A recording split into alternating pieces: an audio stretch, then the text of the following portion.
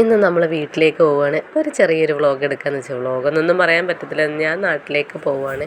അപ്പോൾ വീട്ടിൽ ഉത്സവമായതുകൊണ്ടാണ് പോകുന്നത്. അങ്ങനെ ദച്ചൂട്ടെന്താ ഫോൺ കൊടുക്കണമെന്ന് പറഞ്ഞിട്ടാണ് ബഹളം വയ്ക്കുന്നത്.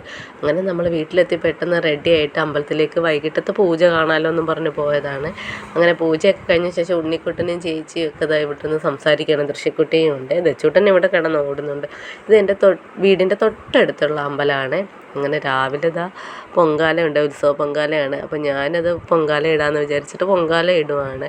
എൻ്റെ ഒരു 8 9 ക്ലാസ് പഠിക്കാൻ തുടങ്ങിയപ്പോൾ തൊട്ട് ഞാനിവിടെ പൊങ്കാല ഇടുന്നത്. ഞാനും ചേച്ചിയും ഒക്കെ ഇടുന്നതാണ്. ഞങ്ങൾ വലുതായതിന് ശേഷം ഞങ്ങൾ തന്നെ ഇടുന്ന, അമ്മ പിന്നെ ഇടാറില്ല, വല്ലപ്പോഴൊക്കെ ഇടാറുള്ള. അങ്ങനെ അതൊക്കെ കഴിഞ്ഞ് വീട്ടിൽ വന്നിട്ട് വിശേഷങ്ങളൊക്കെ ഇങ്ങനെ പറഞ്ഞുകൊണ്ടിരിക്കുവാണ്.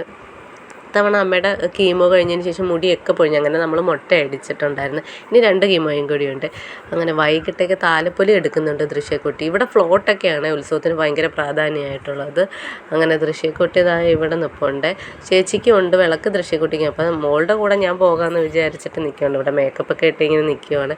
ഇത് നമ്മൾ ഈ വിളക്ക് തിരിച്ച് വന്ന് താലപ്പൊലി വന്ന് കയറുന്നത് നല്ല രാത്രി ആയതിന് ശേഷമാണ്. ഏകദേശം ഒരു 9 മണിയോളം കഴിഞ്ഞ് ഞങ്ങൾ തിരിച്ച് വന്ന് കയറിയപ്പോഴത്തേക്ക്. പിന്നെ ഇവിടെ കുട്ടികൾ, ആൺകുട്ടികളും പെൺകുട്ടികളും എല്ലാം ഒരേപോലെ ഡാൻസും പാട്ടും ഒക്കെയാണ്. ഇനി അടുത്ത വർഷം വരെ കാത്തിരിക്കണം. അപ്പോൾ അത്രയേ ഉള്ളൂ വീഡിയോ.